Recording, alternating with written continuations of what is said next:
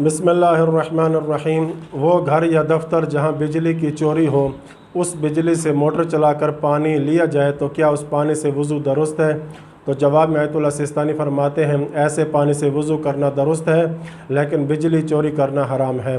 दूसरा सवाल ये है कि अगर कोई शख्स हुकूमत की बिजली इस्तेमाल करे लेकिन घर में मीटर न लगाए या बिजली का बिल अदा न करे तो ऐसे शख्स का क्या हुक्म है?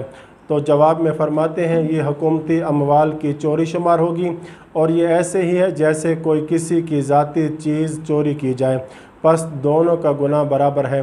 तीसरा सवाल ये है, गैर इस्लामी ममालिक में बिजली, गैस, पानी के मीटर को रोक देना या इन मीटर्स के साथ ऐसा तरीका करना जिससे बिल कम आए जायज़ है?